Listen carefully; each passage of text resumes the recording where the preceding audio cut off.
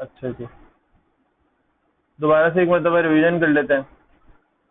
Developers है जो कि फाइल्स यानी लेट्स से जो कि जावास्क्रिप्ट की फाइल्स को अपने पास रख रहे होते हैं, जाहिर है जावास्क्रिप्ट का कोड उनके पास होता है, उसमें अलग अलग तरह के फंक्शंस होते हैं, हैंडलर्स होते हैं, ठीक है, अलग अलग तरह के फंक्शनैलिटी सेशंस होते हैं, ठीक है। और वो समटाइम्स ग्रुपिंग रिक्वायर करते हैं, यानी समटाइम्स उनका कोड इस तरह का होता है, उनकी फंक्शनैलिटी इस तरह की होती है कि वो ग्रुप्स रिक्वायर करती है, आपस में ग्रुप होना रिक्वायर करती है।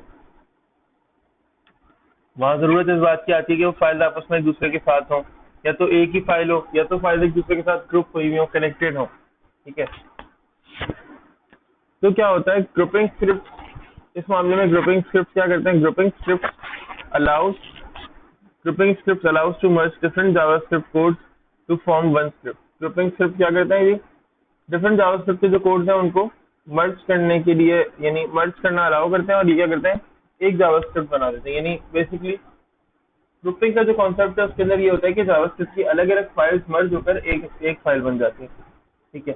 अच्छा, developer need to fix inline external, inline और एक्सटर्नल के जो जावास्क्रिप्ट होती है उसको पहले फिक्स करना पड़ता है डेवलपर को, ठीक है, ताकि ग्रुपिंग के अंदर कोई प्रॉब्लम ना आए। अच्छा, developer must be aware of the inline and external JavaScript files where it can be utilized. अब डेवलपर को इस बात का पता होना चाहिए कि इनलाइन और एक्सटर्नल जावास्क्रिप्ट की जो फाइल्स हैं वो कहाँ यूटिलाइज होनी चाहिए, ठीक है, वो इससे अच्छी तरह से अवेयर होना चाहिए। इनलाइन जावास्क्रिप्ट क्या होती है, मेरे ख्याल से तुम लोगों को पता होना चाहिए, ठीक है। The code to be executed to embedded with the HTML document, ठीक है। अच्छा, तुम लोगों को पता ये बात इस बात का तुम लोगों को पता है कि एचटीएमएल के डॉक्यूमेंट के अंदर जो हम लेट्स से सीएसएस भी लिखते थे, ठीक है, बेशक वो स्टाइल के टाइप में अलग से लिख रहे हैं ऊपर, लेकिन वो इंटरनल कहलाती थी, ठीक है। अच्छा, इसके अलावा यहाँ पे भी लिखोगे तो क्या कहलाओगे, ठीक है। अब तो बॉडी में लिख रहे हो, डायरेक्ट एचटीएमएल के एलिमेंट के अंदर लिख रहे हो, तो ये तुम्हारी क्या कहलाएगी, इनलाइन स्क्रिप्ट। वो एक्सटर्नल कहलाती थी कब, जबकि स्टाइल के टाइप में अलग से लिखी, इंटरनल कहलाती थी जब स्टाइल के टाइप में अलग से लिखी जाती थी, और इनलाइन कहलाती थी जब एचटीएमएल के साथ ही उसी लाइन में लिख रहे होते थे, ठीक है। यहाँ पर थोड़ा सा डिफरेंट है, but the number of request made by the page to the web server with will decrease. जाहिर है जो रिक्वेस्ट है वो डिक्रीज होगी अब नए पेज की तरफ, ठीक है, क्योंकि हम सेम जगह काम कर रहे हैं, हमने कोई नया एक्शन नहीं फॉर्म के कंट्रोल के ऊपर लॉन्च किया, तो हमें जो नए पेज की रिक्वेस्ट है वो कम से कम मिलेंगी, ठीक है। अच्छा, time gets reduce for displaying the content of the user to the user. अच्छा, जो टाइम है ना यूजर को जिस टाइम में डिस्प्ले हो रही थी इन्फॉर्मेशन, अब वो कम हो जाएगा, ठीक है, यानी अब इन्फॉर्मेशन थोड़ा सा तेज आया करेगी। इसके अलावा time gets reduce for displaying information, बिल्कुल बिल्कुल बिल्कुल। अच्छा, एग्जीक्यूशन ऑफ कोड, अब देखना, execution of code is immediate in case of an inline JavaScript file. अब जावास्क्रिप्ट की जो इनलाइन फाइल होती है उसमें क्या होता है कि जो कोड की एग्जीक्यूशन होती है वो थोड़ा सा तेज होती है।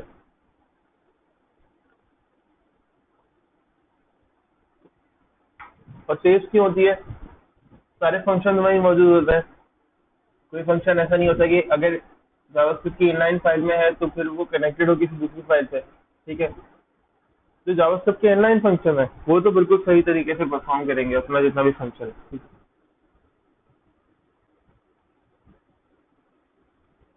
एक्सटर्नल जावास्क्रिप्ट,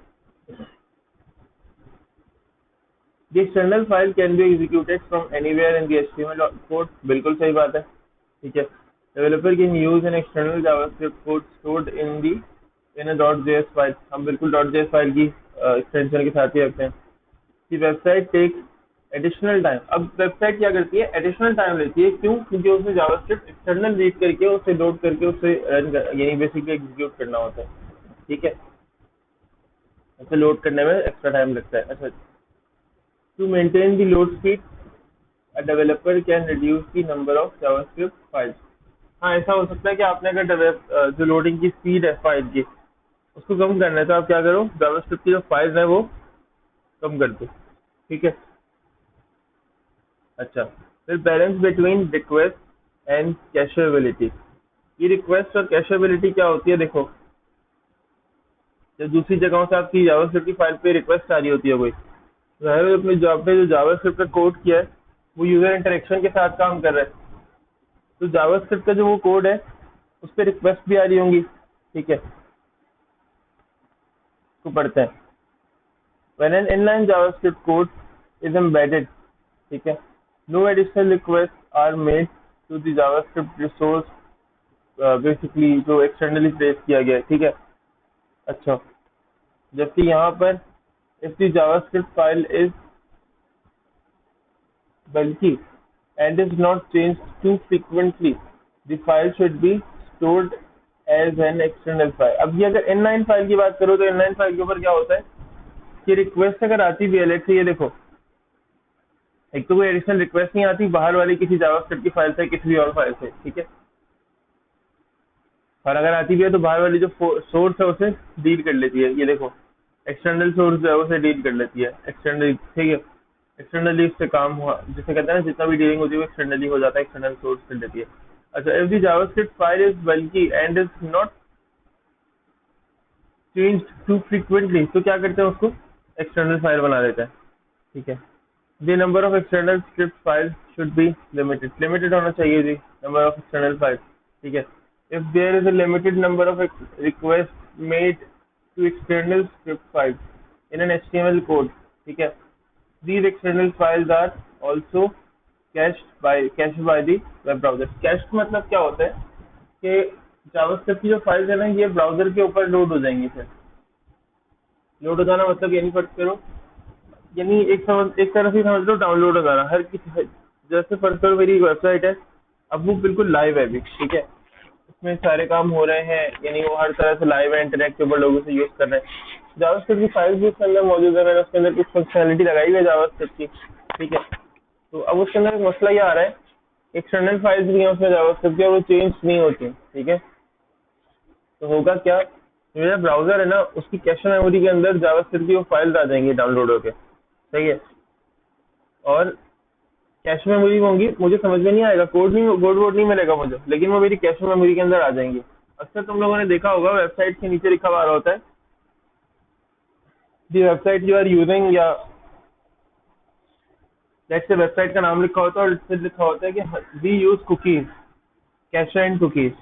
ये जो कैशे और कुकीज होता है ना, ये वो कुकीज बिस्किट नहीं होते खाने वाले, ठीक है, बिस्किट्स नहीं होते, ये क्या होता है, मेमोरी पैकेट्स होते हैं, ठीक है, और ये मेमोरी पैकेट्स होते हैं, ये सेव होते हैं बाकायदा आपके ब्राउजर की जो स्टोरेज है उसके अंदर सेव होते हैं, ठीक है, और ये बाकायदा हेल्प करते हैं उन वेबसाइट को कि वो आपका डेटा या तो फिर देख सकें, या तो फिर क्या कर सकें, आपके ब्राउजर की इंफॉर्मेशन के थ्रू, आपके ब्राउजर की इंफॉर्मेशन के थ्रू आपको अपनी मर्जी के एड्स दिखा सकें। ये लोग तो फिलहाल सिर्फ एड्स के लिए यूज करते हैं, लेकिन कुछ लोग इसे आपकी इंफॉर्मेशन के लिए भी यूज करते हैं, लेकिन ऐसे लोग बहुत कम हैं, क्योंकि ये इलीगल है, जाहिर है, बगैर पूछा आपसे आपकी इंफॉर्मेशन लेना है इलीगल, एक इलीगल काम है, ठीक है, तो लोग वो काम नहीं करते। बट अगर आप बड़ी बड़ी वेबसाइट्स को भी देखें तो वो क्या करते हैं, जो कुकीज या कैश मेमोरीज होती हैं उनके ऊपर काम करते हैं, वो कलेक्ट कर रहे होते हैं। जब वेबसाइट यहाँ पे लाइव होती है तो वो ये चीजें कलेक्ट कर रहे होते हैं बाकायदा, ठीक है। अच्छा जी, फिर reduce the time required to download external files from the browser by limiting the number of external scripts। अब देखो, जो टाइम होगा ना जावास्क्रिप्ट की फाइल्स को डाउनलोड करने का या उनको लोड करने का या उनको एग्जीक्यूट करने का, वो कम होगा। कब, जब भी फाइल्स लिमिटेड होंगी, जब भी फाइल ज़्यादा होंगी तो हर फाइल को डाउनलोड करना पड़ेगा, उसको एक्सेस करना पड़ेगा, ठीक है। Reduce the number of external files bye on, basically ये कह सकते हो कि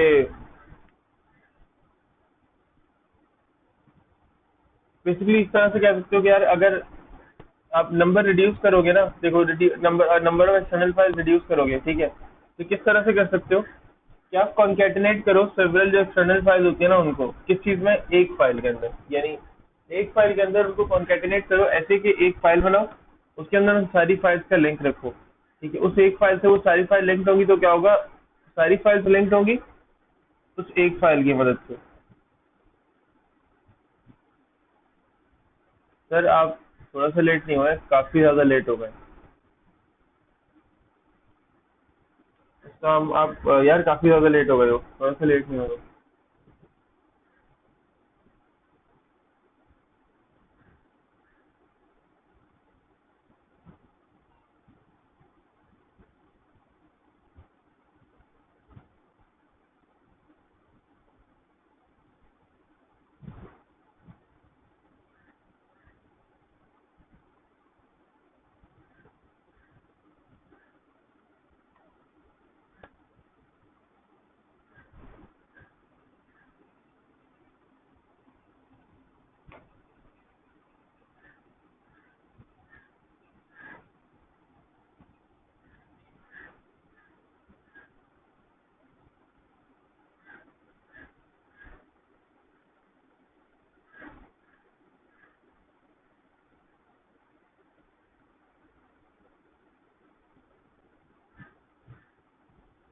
चलो कोई बात नहीं। अच्छा जी। तो कॉन्कैटिनेटिंग का मतलब हमने क्या सीखा था? कॉन्कैटिनेटिंग का मतलब ये होता है कि आप एक जावास्क्रिप्ट की फाइल बनाओ, ठीक है, और उस जावास्क्रिप्ट की फाइल से मल्टीपल जावास्क्रिप्ट की फाइल्स को लिंक कर लो, और फिर वो जो जावास्क्रिप्ट की फाइल है ना उससे अपनी मेन फाइल को लिंक करो। तो इससे क्या होगा कि आपकी जो फाइल्स हैं वो कॉन्कैटिनेट हो जाएंगी एक फाइल के अंदर, ठीक है, और वो फिर क्या होगा, थोड़ा सा टाइम रिड्यूस होगा इनकी इन फाइल्स को लोड करने में, या इन फाइल्स को बेसिकली एग्जीक्यूट करने में। ठीक है। अच्छा, बैलेंस बिटवीन रिक्वेस्ट और कैशेबिलिटी के अंदर, ठीक है। अच्छा देखो, to concatenate several files with different code, copy and paste code present in all JavaScript files into a single file। ऐसा भी कर सकते हो, ठीक है, या तो लिंक कर लो या फिर क्या कर लो कि सारी फाइल्स का जो कोड है वो कॉपी करो और एक सिंगल फाइल के अंदर उस सारे कोड को लाकर पेस्ट कर दो, ठीक है, और फिर वो फाइल क्या करो अपने डॉक्यूमेंट्स के साथ लिंक कर दो। अब देखो यहाँ पे तरीका भी सिखाया जा रहा है, अगर जावास्क्रिप्ट पढ़ाई गई है ना तुम्हें, तो अब यहाँ पर ये तुम्हें तरीका सिखा रहे हैं कि भाई जावास्क्रिप्ट को यूज किस तरह करना है तुमने, ठीक है, जावास्क्रिप्ट को इस तरह से यूज करना है तुमने। At that time check the sequence in which the concatenated code is placed in the file, ठीक है। जब आपने ये काम कर लिया तो आप क्या करोगे, आप वो सीक्वेंस चेक करोगे अच्छी तरह से कि कोई सीक्वेंस तो खराब नहीं है, सीक्वेंस में तो कोई प्रॉब्लम नहीं है, ठीक है। जो आपने कोड कॉपी पेस्ट किया है डिफरेंट फाइल से अपनी एक फाइल बनाकर, उसमें जिसमें कॉपी आप बेसिकली जिसमें आपने कोड कॉपी किया है उसका सीक्वेंस तो कहीं कोई खराब नहीं है, कोई सीक्वेंस के अंदर तो कोई प्रॉब्लम नहीं आ रहा, ठीक है, ये सब कुछ आपने चेक करना होगा, ठीक है। इफ अ फंक्शन और part of code is called without defining the function, ठीक है, then the result would be an error। such errors are hard to debug। अच्छा देखो, ये कौन से फंक्शन की बात कर रहा है, मिसाल देते हैं, मिसाल ऐसे देते हैं कि लेट्स से मैंने jQuery यूज की, ठीक है। अब jQuery के अंदर क्या होता है कि jQuery आप अगर यूज करो तो jQuery के साथ उसके लेट्स से उसका जो डाटा होता है ना वो भी करना होता है, यानी अगर jQuery यूज करनी है तो उसकी जो फाइल jQuery की वेबसाइट में मिलेगी ना, पहले वो डाउनलोड करनी पड़ेगी, ठीक है, वरना क्या होगा, jQuery अपना जो काम है वो सही से परफॉर्म, अपने फंक्शन सही से परफॉर्म नहीं कर सकेगी। अब लेट से मैंने 4 जावास्क्रिप्ट की फाइल्स थी, उनको एक बनाना था, एक नई फाइल बनाई थीम के नाम से और कंबाइंड या कंबाइंड के नाम से बनाई, और इस चारों का कोड कॉपी किया पेस्ट किया, लेकिन किसी एक की फंक्शन की जो ना वो जो लाइब्रेरी होती है।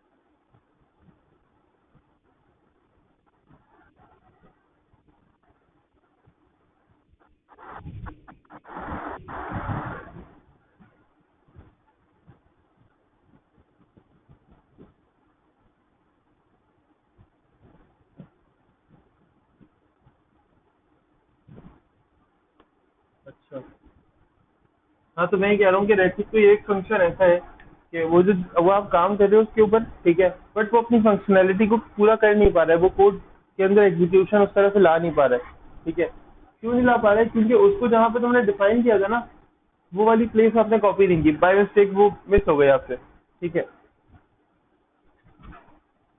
इस तरह के जो एरर्स होते हैं ना, जो फंक्शन की डिक्लेरेशन या डेफिनेशन के आते हैं, ठीक है, इनको पकड़ना या इनको जो है ना डिबग करना मुश्किल होता है। डिबगिंग ऐसा एक ऐसा प्रोसेस होता है,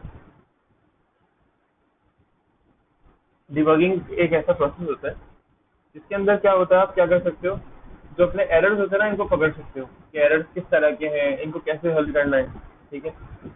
इनको पकड़ सकते हो डिबगिंग के थ्रू, और इनको इवन सॉल्व कर सकते हो। क्योंकि जाहिर है डिबगिंग के अंदर वो आपको, जब आपका एग्जीक्यूटर या फिर कंपाइलर आपको एरर बताएगा, ठीक है, तो एरर के साथ साथ वो बताता है कि एरर में है क्या और आपने करना क्या था, या ये एक्सपेक्ट क्या कर रहा था, ठीक है।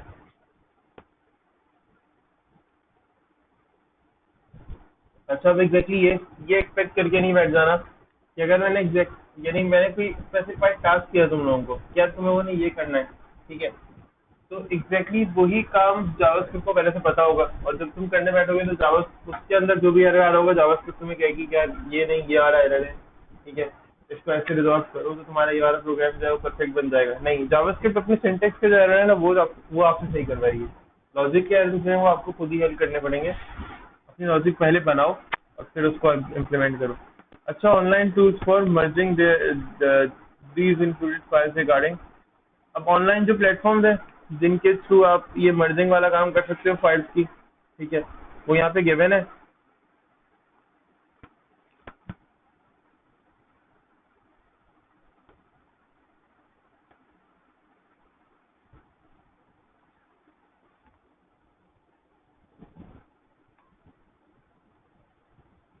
ये ऑनलाइन प्लेटफॉर्म्स है, ठीक है।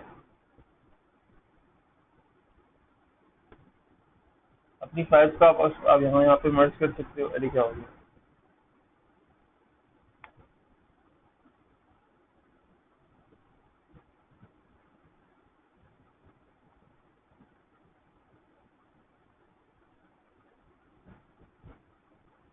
और एक और है मर्ज जावास्क्रिप्ट, ठीक है।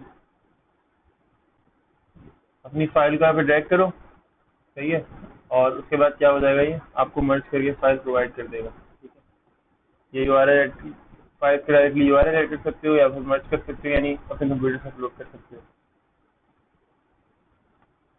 ठीक है। अच्छा,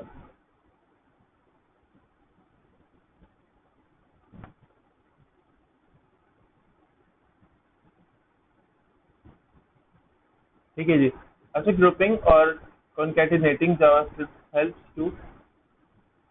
basically in decreasing load time, ठीक है, of a web page that in turn gives a better user experience। जाहिर है ये जो लोड टाइम कम हो जाता है तो ये आपको क्या करता है, एक अच्छा एक्सपीरियंस प्रोवाइड करता है, ये सारा जो सिनेरियो है, ठीक है।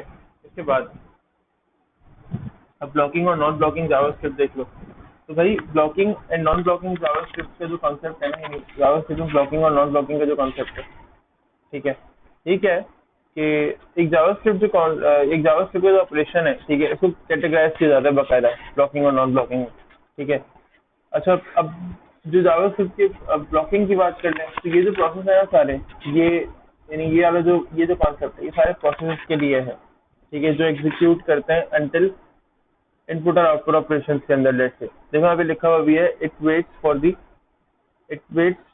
For the process to execute until an IO operation, I slash O operation is completed. ये क्या करता है, वेट करता है कि एक इनपुट और आउटपुट ऑपरेशन, यानी इनपुट और आउटपुट का जो ऑपरेशन है ना, इनमें से कोई एक ऑपरेशन प्रोसीड करे, ठीक है, उसकी प्रोसीजर है, उसका एग्जीक्यूशन जो है वो कंप्लीट हो जाए, ठीक है। It does not wait for an input और output operation to be executed, ये वेट नहीं करते।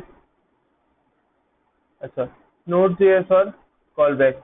अब नोड जेएस मैंने लास्ट क्लास में आई थिंक डिस्कस किया था कि नोड जेएस एक फ्रेमवर्क है जावास्क्रिप्ट का, जो सर्वर साइड है, ठीक है, सर्वर के थ्रू काम कर रही होती है ये। इसके अलावा cross platform run time environment that delivers certain inbuilt JavaScript functionality. ये क्या कर रही होती है, क्रॉस प्लेटफॉर्म है, ठीक है, ये यानी क्रॉस प्लेटफॉर्म एक एनवायरनमेंट है, ठीक है, जो क्या कर, बता रहा हूँ। नोड.जेएस क्या है, एक क्रॉस प्लेटफॉर्म एनवायरनमेंट है, ठीक है, जो क्या कर रही होती है, ये समझ रहे हैं कि एक ऐसा एनवायरनमेंट है जो क्रॉस प्लेटफॉर्म है और ये रन टाइम के ऊपर चल रहा होता है, ठीक है, और ये क्या कर रहा होता है, कुछ सर्टेन जावास्क्रिप्ट की जो बिल्ट इन फंक्शनैलिटीज है ना वो प्रोवाइड कर रहा होता है, सही है। अच्छा, फिर कॉल बैक क्या है, ये एक एसिंक्रोनस फंक्शन है, ठीक है, which means the function can handle multiple request at the same time.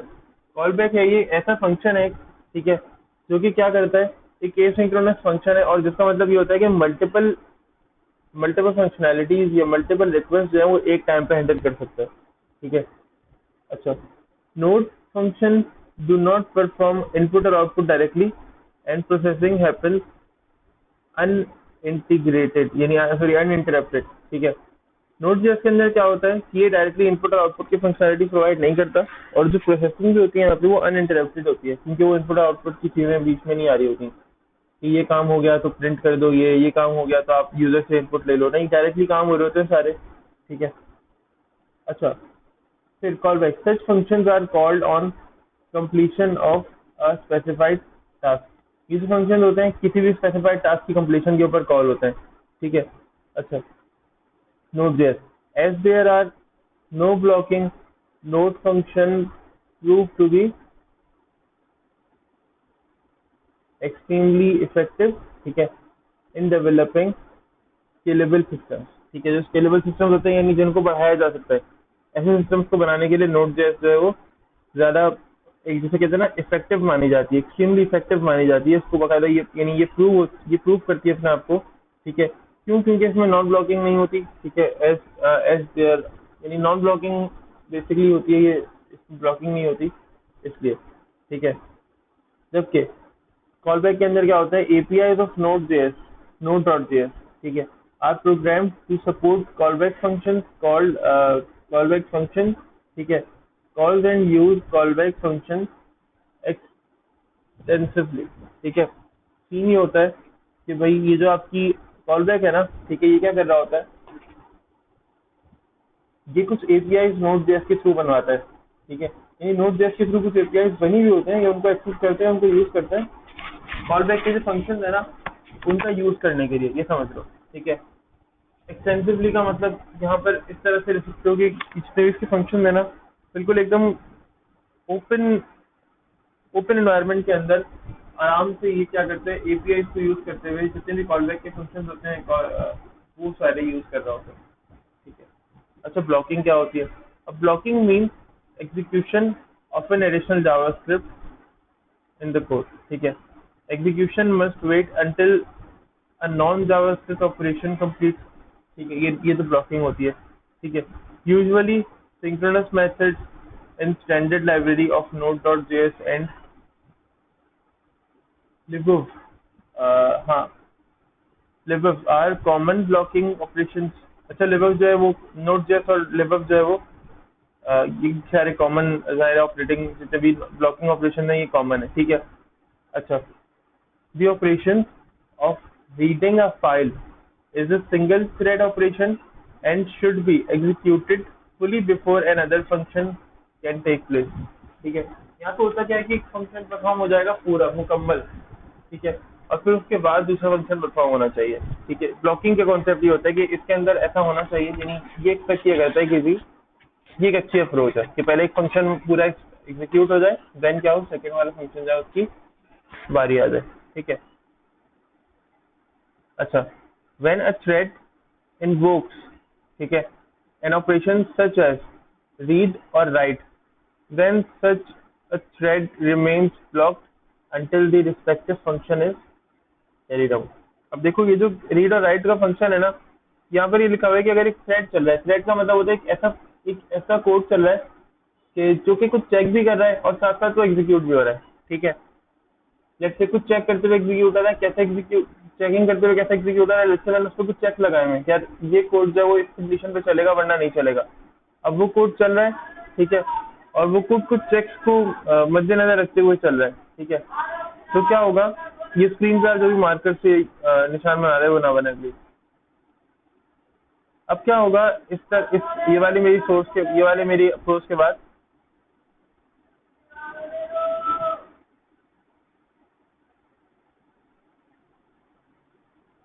ठीक है।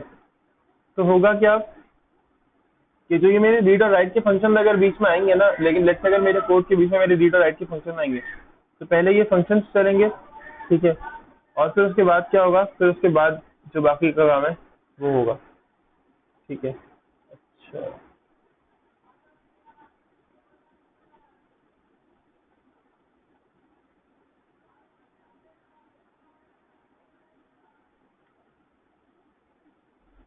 बाकी के जो फंक्शन है वो फिर चलेंगे। पहले रीड और राइट के फिर सच फंक्शन है वो जो जाहिर है जो बीच में आ रहे हैं मेरे ऐसे कोड ब्लॉक के बीच में आ रहे हैं जो कि कंटिन्यूअस है, और उसके बीच में ये फंक्शन भी लिखे हैं, तो पहले ये फंक्शन चल जाएंगे फिर पूरा थ्रेड चलेगा, ठीक है। अब ऐसा नहीं है कि ये फंक्शन पहले चल गया पहले इनका रिजल्ट आ जाएगा, नहीं, ये फंक्शन पहले एग्जीक्यूट हो जाएंगे बट इनका रिजल्ट वही सीक्वेंस में ही आएगा, ठीक है। Here the thread remains engaged, ठीक है, until some data is read or until the right method is invoked। अब देखो फिर से यहाँ पर ये हो रहा है कि भाई ये जो सारे मेथड्स होंगे ना, लेट्स से जितने भी थ्रेडिंग के मेथड्स होंगे, थ्रेडिंग के अंदर क्या होता है, थ्रेडिंग के अंदर ये होता है कि आपने अपना कोड चेक करते हुए आगे बढ़ना है, आपके कोड में भी प्रॉब्लम ना आ जाए, ठीक है। अब मैं चेकिंग की प्रोसेस बता रहा हूँ ना, तो आप सिर्फ अपनी यूजर के लिए कुछ चेक एंड बैलेंस नहीं करना चाह रहे होते, इसके अंदर आप कोड भी चेक कर रहे होते हो कि यार कोड में तो प्रॉब्लम नहीं है, ये प्रॉब्लम तो नहीं आ रही कोड में, ठीक है, तो सबको साथ लेके चल रहे होते हैं हम, सही है। तो यहाँ पे रीड और राइट के जो फंक्शन है ना ये पहले से चल रहे होते हैं, ठीक है। अब लिखो such a thread does not engage in anything else for the mean time, ठीक है। ये जो थ्रेड्स होते हैं किसी और चीज में एंगेज नहीं होते जब तक ये वाले दो फंक्शन परफॉर्म ना हो जाए। अब नॉन ब्लॉकिंग क्या होती है? Non blocking is in JavaScript means that the request for the input or output operation has been made and will be processed once the resource are freed, ठीक है। JavaScript के अंदर जो इनपुट और output की रिक्वेस्ट होती है, ठीक है, यानी इसका मतलब क्या है नॉन ब्लॉकिंग का? नॉन ब्लॉकिंग का मतलब ये है कि जी जावास्क्रिप्ट के अंदर जितने भी इनपुट और आउटपुट के फंक्शन होते हैं, ठीक है, ये क्या कर रहे होते हैं, has been made will be process, जो रिक्वेस्ट होती है इनकी इनपुट और आउटपुट फंक्शन की, ठीक है, ये प्रोसेस की जाएगी जब रिसोर्सेज फ्री हो जाएंगे, यानी जो भी डाटा है जो भी जगह है जहाँ जिस तरह से भी हमने एग्जीक्यूट करना है वो रिसोर्स जब फ्री हो जाएगी तब ये प्रोसेस किए जाएंगे, ठीक है। If there is script that is blocking the page will not render the operation until the script is fully downloaded, parsed, executed, ठीक है। नॉन ब्लॉकिंग के अंदर क्या होगा, अब देखो यहाँ पे लिखा हुआ है if there is a script that is blocking the page, जो कि पेज को ब्लॉक कर रहा है, will not render the operations until the script is fully downloaded, जाहिर है जो चीज पेज को ब्लॉक कर रही है, ठीक है, तो क्या होगा कि वो फिर यानी ऐसा स्क्रिप्ट जो है, अगर एक ऐसा स्क्रिप्ट है जो पेज को ब्लॉक कर रहा है तो फिर क्या होगा, पेज जब तक एग्जीक्यूट नहीं होगा वो ऑपरेशन या जो भी गिवन चीज है, जो भी गिवन ऑपरेशन है, जो भी गिवन बेसिकली फंक्शन है, वो जब तक एग्जीक्यूट नहीं होंगे जब तक ये पेज फुली डाउनलोडेड नहीं होगा, ठीक है, पार्स नहीं होगा, एग्जीक्यूशन जो है इस पेज की जब तक नहीं होगी, ठीक है। When an external script is loaded using a script tag, ठीक है, the load time required is far more than expected। अब देखो जब भी कोई एक्सटर्नल फाइल जो होती है, एक्सटर्नल स्क्रिप्ट जो होता है वो लोड किया जाता है स्क्रिप्ट का टैग यूज करके, ठीक है, तो क्या होता है कि जो लोड टाइम है वो ज्यादा होता है एक्सपेक्टेशन से। अच्छा ये एक सर्कल चल रहा है कि जी अनब्लॉकिंग के अंदर क्या हो रहा होता है, आपका पेज फुल डाउनलोडेड हो जाना चाहिए, एग्जीक्यूशन हो जानी चाहिए, ठीक है, और पेज का रेंडर जो है वो फिर होगा सबसे एंड पर, यानी ये साइकिल क्लॉकवाइज चल रही है, फुली डाउनलोड होना चाहिए, पार्स और एग्जीक्यूटेड, फिर उसके बाद क्या होगा आपके पास जो रिक्वेस्ट है या पेज जो है वो रेंडर होगा, ठीक है।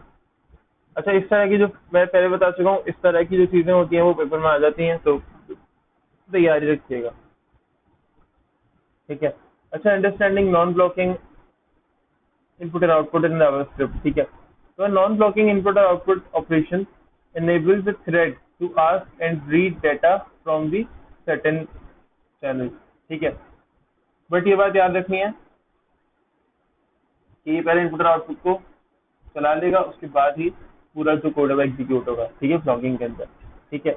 नॉन ब्लॉकिंग इनपुट और output operation enables a thread to ask and read data, ठीक है। अब क्या होता है, ये जो नॉन ब्लॉकिंग है ना, वो क्या करती है, नॉन ब्लॉकिंग किसी भी जावास्क्रिप्ट की फाइल की वट एवर जो भी, ठीक है, जावास्क्रिप्ट के अंदर जो नॉन ब्लॉकिंग होती है वो क्या करती है, ये जो रीड और राइट के जो ऑपरेशन होते हैं इनको मौका देती है कि ये भी एग्जीक्यूट हो जाए, ठीक है। अच्छा, इन case of front end data is front end के केस के अंदर data is read from the event loop, ठीक है। तो इवेंट लूप जो है उसके थ्रू डाटा रीड हो रहा होगा, ठीक है। It is possible to use the same thread. जाहिर है आप अब क्या कर सकते हो कि आप सेम थ्रेड डिफरेंट फंक्शंस के लिए या डिफरेंट फंक्शनैलिटीज के लिए यूज कर सकते हो, क्योंकि अब जावास्क्रिप्ट है, ठीक है, और फ्रंट एंड के ऊपर काम हो रहा है, यानी मैंने नोड.जेएस के ऊपर काम नहीं किया, मैं फ्रंट एंड पे किसी जगह काम कर रहा हूँ, तो क्या होगा कि सेम थ्रेड या सेम, अब जैसे कहते हैं ना कि एक फंक्शन आपने बनाया हुआ है कॉमन, अब उस फंक्शन को आप मल्टीपल टाइम्स यूज कर सकते हो। तो यहाँ पे उस तरह की बात हुई है कि आप एक तरह की फंक्शनैलिटी मल्टीपल टाइम्स यूज कर सकते हो, तब फ्रंट एंड के अंदर, जबकि आपकी जो वेबसाइट है बिल्कुल ही स्टैटिक होगी, कोई डायनामिक डाटा कहीं से आ नहीं रहा होगा, तब की बात कर रही है, ठीक है। अच्छा, the event loop speeds up the event loop speeds up the processing time, improves the time required to read and write data and improve error handling, ठीक है। ये क्या कर रही होती है, जो हमारे पास इवेंट लूप है, जाहिर है जब डाटा नहीं कहीं से आ रहा होगा वहीं से चल रहा होगा, ठीक है। सिंपल मैं डाटा को एक कॉमन फंक्शन से फैच कर रहा हूँ, जो डाटा ब्राउजर से ही आ रहा होगा, ब्राउजर में ही शो हो रहा होगा, ठीक है। तो मैं वहीं से ले रहा तो उसमें ज़्यादा टाइम नहीं लगेगा, फंक्शन जल्दी परफॉर्म हो रहे होंगे, ठीक है। और जो रीड और राइट का जो काम है सब इम्प्रूव होकर आ रहा होगा, सही है। अच्छा, दी ब्लॉकिंग अप्रोच ऑपरेट सिंक्रोनसली, ठीक है। नॉन ब्लॉकिंग अप्रोच जो है वो एसिंक्रोनसली होती है, क्योंकि एसिंक्रोनसली में एक टाइम पे मल्टीपल मेथड्स काम कर लेते हैं, जबकि सिंक्रोनसली में ऐसा नहीं होता, वो वेट करता है, ठीक है। क्रिएटिंग नॉन ब्लॉकिंग जावास्क्रिप्ट, देखो इसकी एग्जांपल यहाँ पे गिवन है, ठीक है। एम्बेडिंग सिंक्रोनस स्क्रिप्ट्स इन सी और इन जावा नीड्स थ्रेड्स, ठीक है। अब जो हमारे पास एम्बेड हम जब कर रहे होते हैं सी के अंदर या फिर जावा के अंदर, तो ये थ्रेड्स मांगता है, ठीक है। इसके अलावा नॉन ब्लॉकिंग और asynchronous scripting after the best advantage of JavaScript, ठीक है। यानी ऑफर, सॉरी आफ्टर नहीं, ऑफर, वो ब्लैक स्क्रीन आ गई थी मेरे सामने, ठीक है। नॉन ब्लॉकिंग और एसिंक्रोनस स्क्रिप्ट क्या करती है, ऑफर करती है बेस्ट एडवांटेज जावास्क्रिप्ट का, ठीक है। इसके बाद कंसिडर एन एग्जांपल टू, अच्छा एग्जांपल कंसिडर कर लेते हैं, सही है, ठीक है। अब यहाँ पे देखो एक इनपुट हो रहा है, ठीक है, और एक इनपुट अगर हो रहा है,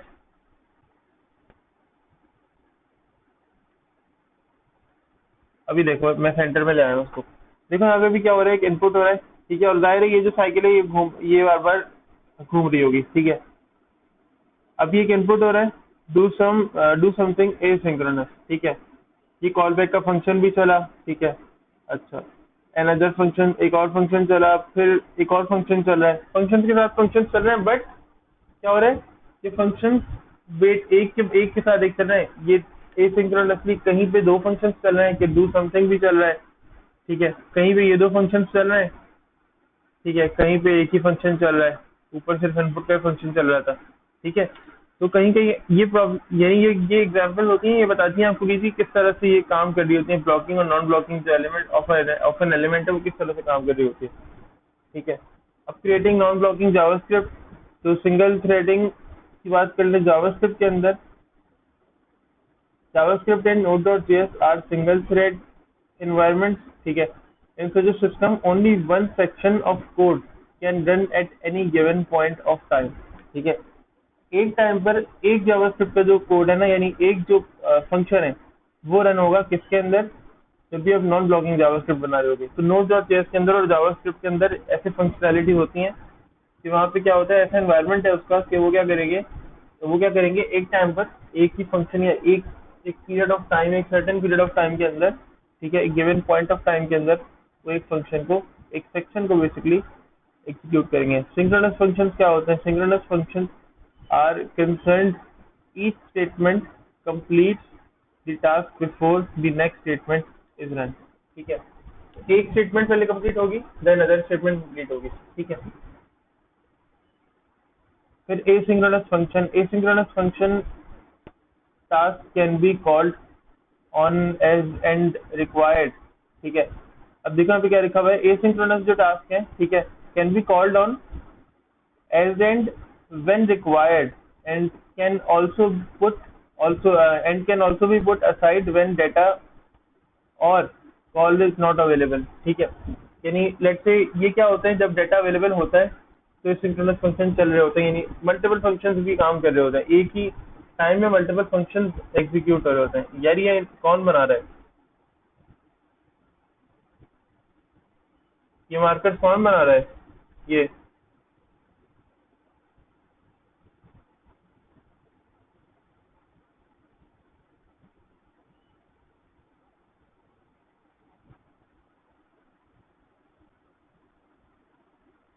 whoever is doing this, बहुत तरीके से बात कर रहा हूँ मैं भी, और अभी भी बने हुए हैं ये।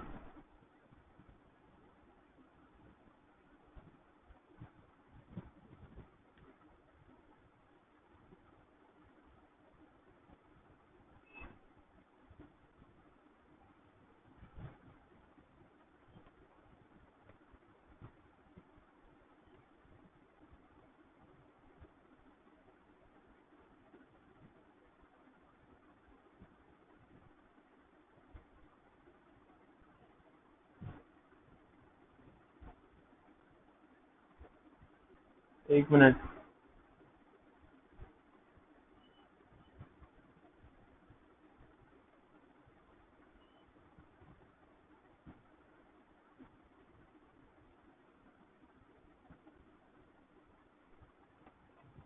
अच्छा जी, ठीक है। तो क्रिएटिंग नॉन ब्लॉकिंग जावास्क्रिप्ट, अब नॉन ब्लॉकिंग जावास्क्रिप्ट जो होती है वो इवेंट लूप के थ्रू हो रही होती है। अभी बताया था कि यहाँ पे क्या हो रहा होता है कि एक इवेंट लूप होता है, उसके थ्रू आप क्या कर रहे होते हो, जावास्क्रिप्ट को रन कर रहे होते हो। यानी इसके अंदर होता ही है कि जाहिर है एक सेक्शन ऑफ जावास्क्रिप्ट जो रन हो रही होती है, क्योंकि जावास्क्रिप्ट यहाँ पे लोकल तरीके से चल रही होती है, इसलिए इवेंट लूप होता क्या है, ठीक है। तो इवेंट लूप क्या होता है, दी order of task on which a function needs to work in JavaScript is known as event loop। एक ऑर्डर ऑफ टास्क होता है जिसके ऊपर कोई भी फंक्शन जो है वो रन करना होता है, वो एग्जीक्यूट होना होता है, ठीक है, वो इवेंट लूप होती है। ठीक है, मैंने भी बताया था कि कैसे सीक्वेंस या कोई भी ऑर्डर या लेट्स से जो भी जिस भी वे के अंदर कोई भी कोड ब्लॉक या सेक्शन जिस भी वे के अंदर आप फंक्शंस को रन करना चाह रहे हो, ठीक है, वो आप इवेंट लूप उसे कह सकते हो।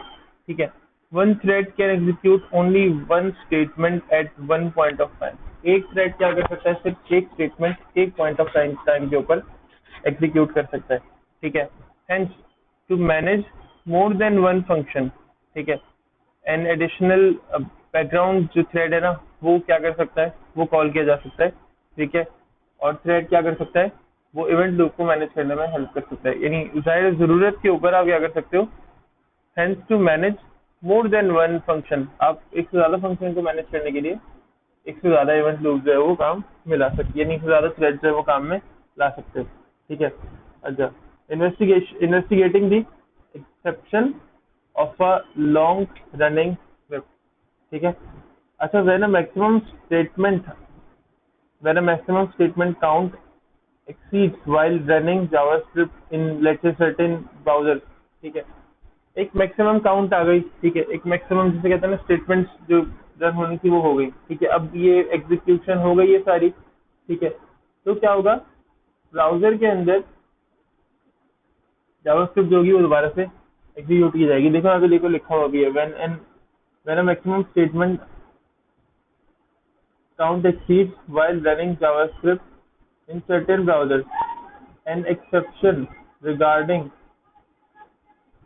Unresponsive script is trigger. एक ऐसी एक्सेप्शन जिसके अंदर ही कहा जाएगा कि जी रिस्पॉन्स नहीं आ रहा है जावास्क्रिप्ट के थ्रू, जावास्क्रिप्ट की तरफ से रिस्पॉन्स नहीं आ रहा है, वो ट्रिगर हो जाएगी। ठीक है, और वो ट्रिगर होने के बाद यही आपसे कहेगी कि जी जावास्क्रिप्ट की जो वो जो एग्जीक्यूशन है वो काफी ज्यादा हुई है। ठीक है, जावास्क्रिप्ट की जो फाइल है वो सारी एग्जीक्यूट हो गई हैं, और एक सर्टेन अमाउंट ऑफ काउंट जो है ना वो अब हो गया, यानी काफी मरतबा ये एग्जीक्यूट हो गई है। अगर आप लोग देखो डिफरेंट वेबसाइट ऐसी होती हैं जिसके ऊपर क्या होता है, जब वो वेबसाइट चल रही होती है तो वहाँ पे क्या होता है, कभी कभी बहुत ज्यादा एग्जीक्यूशन आ रही होती है। ठीक है, कभी कभी ऐसा हो रहा होता है कि वहाँ पे वेबसाइट्स है वो बहुत ज्यादा यानी वहाँ पे जो जावास्क्रिप्ट है ना उसकी बहुत ज्यादा एग्जीक्यूट हो रही होती है। तो कभी कभी वो जो वेबसाइट होती है वो डाउन हो जाती है एकदम से, वो कहती है कि जी रिस्पॉन्स नहीं आ रहा है, नो रिस्पॉन्स, या लेट्स से पेज सही से लोड नहीं हो रहा, पेज लोड हो रहा है तो सीएसएस लोड नहीं हो रही, सीएसएस लोड हो रही है तो जावास्क्रिप्ट या एचटीएमएल के अंदर कहीं मसला आ रहा है, ठीक है। तो वो जावास्क्रिप्ट की इन फाइल्स की वजह से होता है, क्योंकि ये अपना जो मैक्सिमम नंबर है ना एग्जीक्यूशन का, उसको रीच कर लेती हैं, ठीक है। They reach their maximum number of even they reach their maximum count of execution, ठीक है। जितना एग्जीक्यूट कर सकते थे उतना एग्जीक्यूट कर लिया, तो अब क्या होगा, वो थोड़े से नॉन रिस्पॉन्सिव हो जाएंगे, और फिर दोबारा से जब वो वेबसाइट लोड होगी सर्वर पर, यानी दोबारा से रीलोड किया जाएगा उसको, तो क्या होगा, वो दोबारा से वेबसाइट रनिंग कंडीशन में आ जाएगी। यानी मुश्किल से कुछ सेकंड्स लगते हैं ऐसी वेबसाइट के ऊपर कि दोबारा से रीलोड हो जाएंगे, ज़्यादा से ज़्यादा 1 मिनट लग जाएगा, ठीक है, बट ये दोबारा से रीलोड हो जाती है। मुझे पता है कि तुम लोगों को इसके अंदर प्रॉब्लम हुई होगी, यानी प्रॉब्लम क्या हुई होगी, तुम लोगों को ये लग रहा होगा थोड़ा सा कि बहुत ही लेट से बहुत ज़्यादा बोरिंग है या बहुत ज़्यादा अजीब सा है, ठीक है। मैं ये सेशन तुम लोगों को दूंगा, तुम लोगों को इसमें भी कोई परेशानी हो तो मुझे बता दो, ठीक है।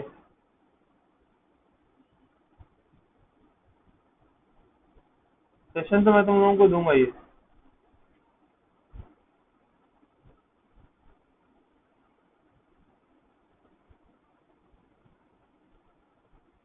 फिर भी इसके रिलेटेड कोई क्वेश्चन हो तो पूछ लो, अभी अभी अगर कोई जहन में आया हो।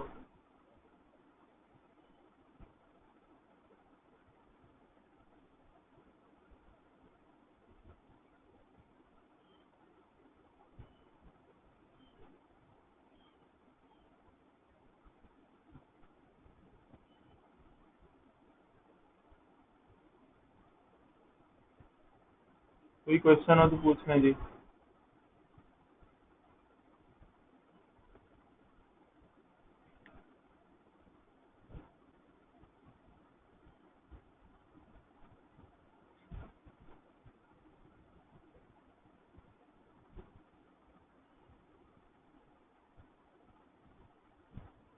कोई क्वेश्चन नहीं है किसी का भी?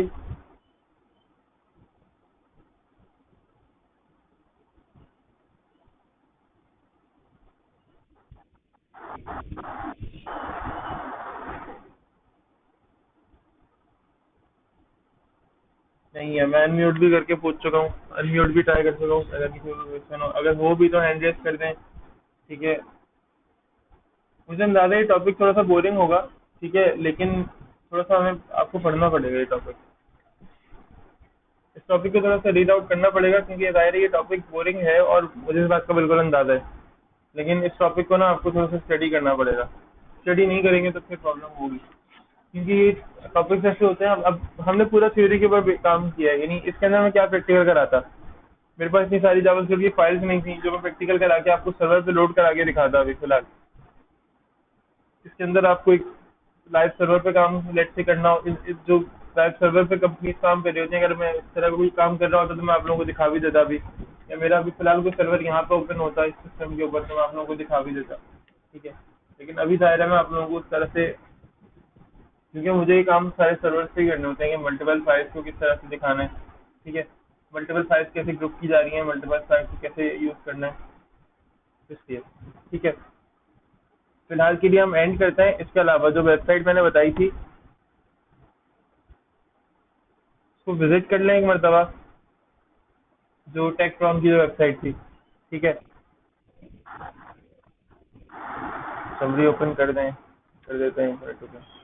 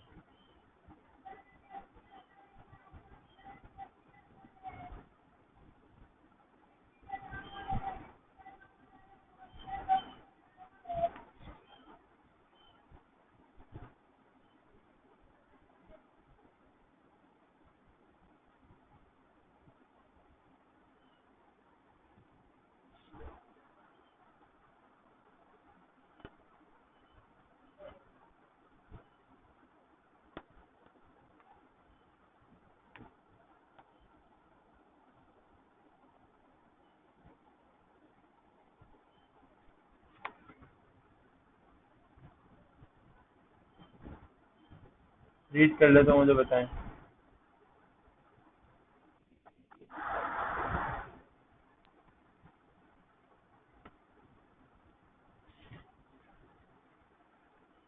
जितना कम हम डिस्कस कर लेते हैं।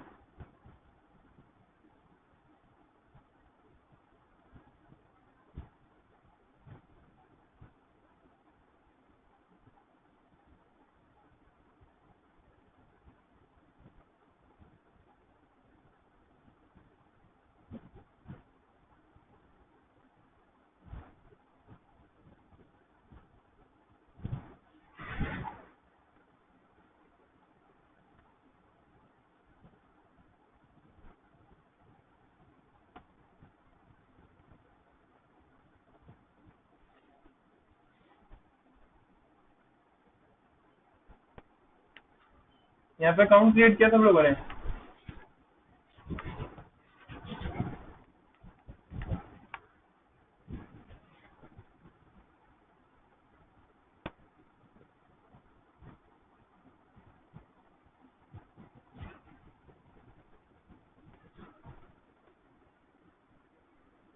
अच्छा यार, ये क्विज है एक तरह का, इन्हीं का क्विज क्या है, बेसिकली क्विज है। और इसमें मैं तो कम से कम आप सबको रिकमेंड करूंगा कि आप सब लोग इसमें पार्टिसिपेट करो, ठीक है। और काफी ज्यादा एक ये समझ लो कि एडवांटेजेस है, काफी ज्यादा फायदा होगा आप लोगों का। फायदा इस सेंस में होगा कि आप लोगों को सीखने को बहुत कुछ मिलेगा, बाकी और कुछ नहीं, जाहिर है। और आई थिंक सुनने में आया है कि इसमें यानी जितना अभी तक इन्फॉर्मेशन मिली है, तो मे बी इसके अंदर कोई विनिंग प्राइज भी अनाउंस किया जाए,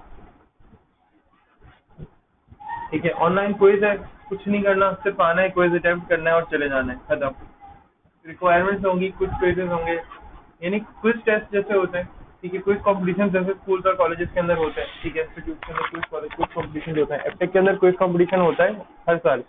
लेकिन जो क्विज का जो सिलसिला है, जो क्विज का सिनेरियो थोड़ा सा डिफरेंट होता है, ठीक है। इस तरह का नहीं होता, थोड़ा सा डिफरेंट होता है, ठीक है। जैसे एप्टेक के अंदर ही होता है, हम खड़े होते हैं, कुछ क्वेश्चन करते हैं, स्टूडेंट्स के जवाब देते हैं, तो हम ये देखते हैं किसने पहले दिया। या जो भी नॉर्मली क्विज का सिनेरियो बनता है, उस तरह का सिनेरियो होता है यहाँ पे।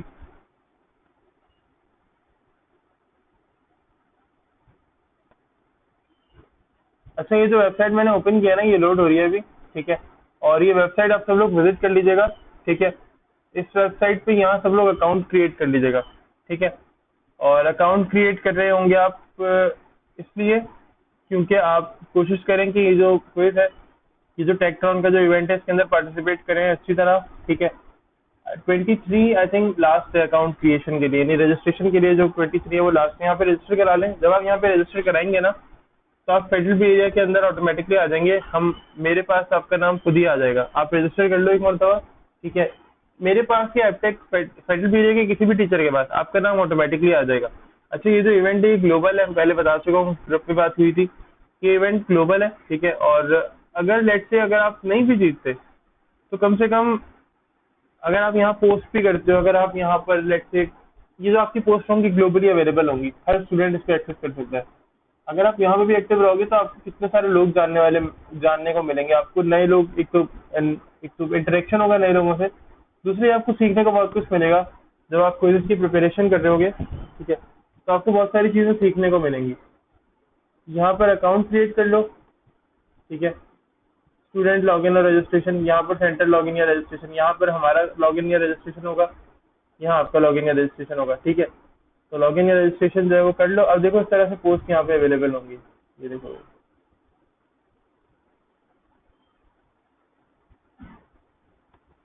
आप भी इस तरह से यहाँ पे कोड कर सकते हो, यहाँ पे पोस्ट वगैरह कर सकते हो, ठीक है। एक अच्छा ये बेसिकली एक अच्छा प्लेटफॉर्म है, ठीक है। आपका इंटरेक्शन बढ़ेगा लोगों से, हो सकता है, सही है। और आपको एक स्पेस मिलेगी कि आप कहीं कुछ बात कर सकते हो, ठीक है। इसके अलावा क्विज यहाँ पे जब स्टार्ट होगा, तो हम आपको बता देंगे किस तरह से क्विज हो रहा है, या किस तरह से आगे जाकर चीज़ हो रही है, ठीक है। और लेट से किस तरह से क्विज का यहाँ पे टाइम आ रहा होगा, जब जिस दिन यहाँ पे क्विज होगा ना, तो उस दिन क्या होगा कि क्विज का जो टाइम है ना, वो यहाँ पे कम हो रहा होगा, ठीक है। जैसे भी सेकंड्स कम हो रहे हैं, उस दिन क्या होगा, जैसे फर्ज करो आज क्विज है और रात में इसका टाइम खत्म हो जाएगा अटेम्प्ट करने के अंदर, ठीक है। तो रात तक का टाइम होगा लेट से 10 घंटे, आवर्स के अंदर क्या होगा 10 आवर्स बचे, ठीक है। इस तरह से ये काम यानी इस तरह से जो आवर्स हैं, घंटे हैं, मिनट्स हैं, वो कम या ज़्यादा हो जाएंगे। ठीक है। इसके अलावा कोई इसमें मुश्किल आ रही हो तो मुझसे पूछ लो, कोई क्वेश्चन वगैरह हो तो मुझसे पूछ लेना। ठीक है। और बाकी ऐसा करते हैं कि हम अभी आज आज फिलहाल इतना ही रखते हैं, और क्लासरूम में तुम लोगों का जो कोड है वो अपलोड कर देते हैं।